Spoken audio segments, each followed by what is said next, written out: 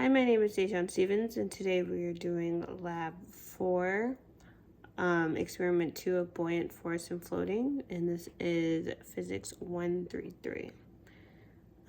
Today we are seeing how objects are able to float, and we are applying the Archimedes principle to this experiment. And these are the materials that we had worked with today.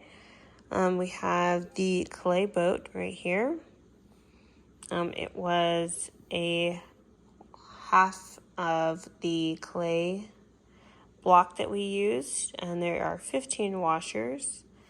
And then this is our tablespoon, which was our 5 tablespoons of, teaspoons of salt, our popsicle stick, and our graduated cylinder, and our beaker.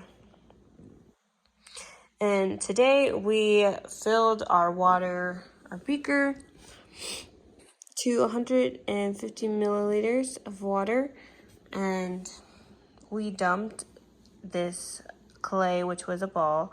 We formed a ball into it, and then we dumped it into the water. We then measured how much the water was increased once dumping the ball into the beaker. After that, we formed this ball into an actual boat.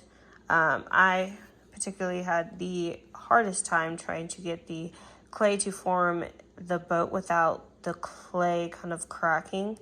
I don't know if it was just because it was sitting out for too long and there was air that caught it and it dried it out. It was definitely crumbling and it just would not stay together.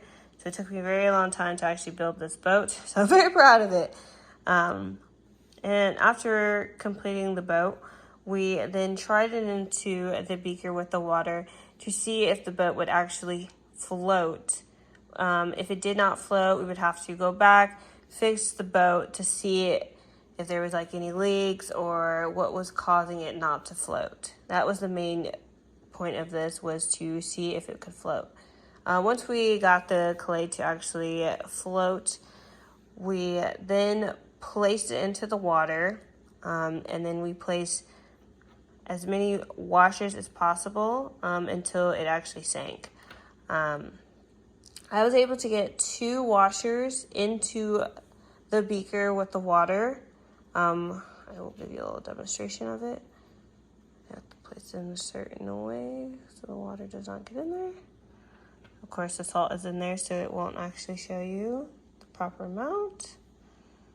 There it goes, it's floating. I want to get 3.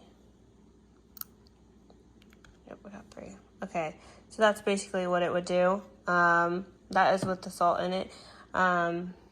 After we had started without the salt, we placed the boat and the washers out of there, mixed the 5 teaspoons into the beaker, mixed them, and then we did the exact same thing as we did before, which we see that the water is a little bit cloudy, and we placed that in there, and we did the exact same experiment as we did before, and that is pretty much it.